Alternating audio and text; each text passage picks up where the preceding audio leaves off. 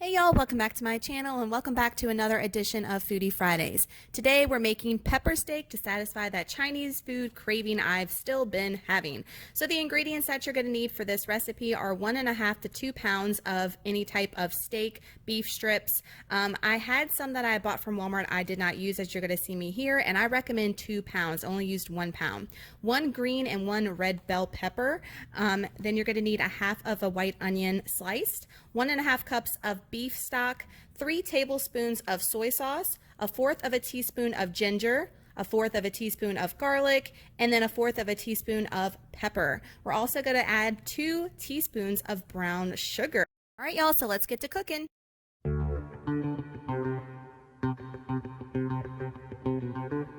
Okay guys, so this is what it looks like with all your peppers and your onion cut up. I didn't want to film the cutting up of that because I figured that was, everybody knows how to do that, but if not and y'all want to see that next time, y'all let me know. That's the meat that I put in there. I didn't put in the original package of steak that I bought from Walmart. It just didn't smell and look right to me. So I'm just going to use this kind that I got today from Rouse's. So you could definitely cut this up smaller if you want. This is about 1 pound. The original recipe calls for almost 2 pounds of steak, but I think this will be perfect for our household, so I just cut it up in these little chunks and strips here, and the same thing with the vegetables. So let's get into the mixture that goes on top. All right, so the first thing that I'm putting in is my organic bone broth beef stock from Walmart, and we're supposed to be putting 1.5 cups of this stuff in here. So I'm just going to pour it in here first. The original recipe had you like putting all the spices on top first and then doing the liquid mixture separate and then mixing it all together. I'm like, I'm just dumping all this stuff in this bowl and not even wasting any time with that because it's all going to get mixed together anyway. So I thought that was kind of silly in the original directions for this recipe since it's all going together anyway. All right, so the next thing we're going to be putting there besides our beef stock is going to be our soy sauce. We're going to put our soy sauce in there, and we need how many tablespoons? We need 3 tablespoons of soy sauce, and you might be thinking that's a lot.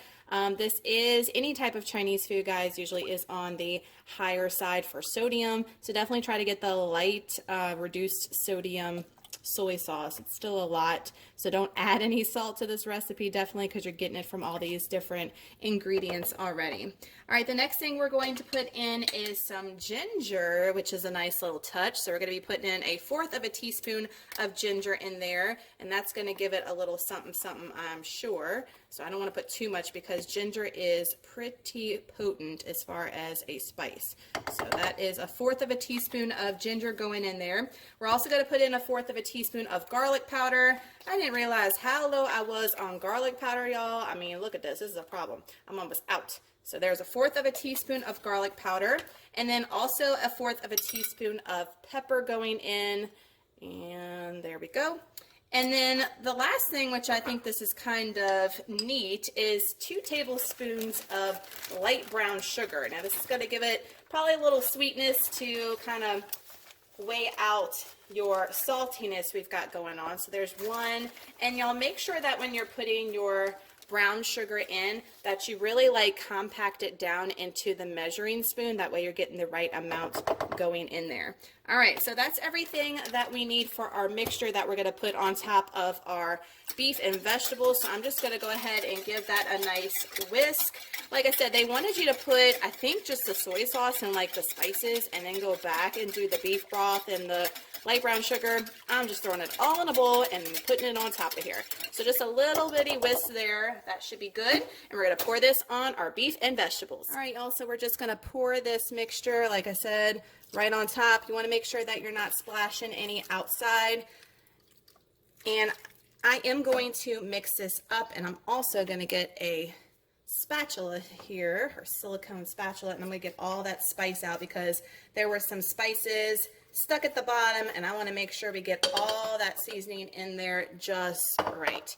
Okay, so I'm going to give this a quick little stir like the original directions said, but I'm going to skip that step that they did. So we have all the coating of the seasonings and that liquid mixture all in there. And then we're going to put the lid on this bad boy and call it a day for 5 hours on low. I mean, I love a crock pot recipe. You can't get any easier. So I'll see you guys in 5 hours. All right, y'all, so this is 5 hours later in the crock pot since when I left you before. And this is what it looks like after 5 hours of cooking. It's fogging up the lens of the camera, but I'm gonna go ahead and whip up a new recipe, some shrimp fried rice. If it comes out really good, guys, I'm going to bring that to you on Foodie as well. But this is what the pepper steak looks like. It's a very thin consistency as far as the gravy goes. If you want to thicken it up, you can add some cornstarch to it, which I might do. So after I make the fried rice, I might thicken this up just a little bit. All right, y'all, so in order to thicken up your mixture, you're going to add a tablespoon of cornstarch and 1/4 cup of water and just whisk it until combined. And then we're going to add that to our beef and vegetable mixture and then give that a good stir as well. This will thicken up the sauce just a little bit. I'm going to be honest, it didn't thicken it up as much as I would have, but it definitely wasn't as thin. Put the lid back on the crock pot and cook for 1 hour on high. All right, y'all, so here's the final product of the pepper steak in the crock pot.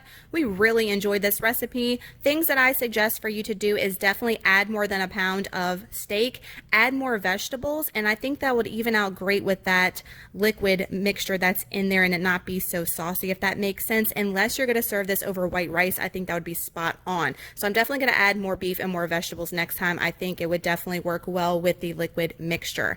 That fried rice that you see there, guys, is the bomb. I'm going to be bringing that to you on Foodie soon, I promise. I had so many messages on Instagram about it. Definitely going to bring that to you. And those egg rolls I got from Sam's, I'm going to try to link them down in the description box down below. They're steak egg rolls and they were delicious. They tasted just like restaurant quality in my opinion, and I really, really enjoyed them. So did we get our Chinese fix? We definitely did, and I'm so satisfied and happy with these recipes we've been making at home, because I know even though they're a little bit higher in sodium probably, they're not as bad as what you're getting at the restaurant for sure. So guys, give this video a thumbs up if you enjoy Foodie Fridays every single week, and make sure to hit that subscribe button if you're not with me already, because I'd love to have you part of the YouTube family, and I post a recipe every single Friday here on the channel. Y'all have an awesome Friday and an amazing weekend. Please come back and let me know if you made this recipe. I love when y'all comment down below that you've made it and you've enjoyed it. It really just makes my day. So thank y'all so much for that. And I love you guys, and I'll see you in the next video. Bye.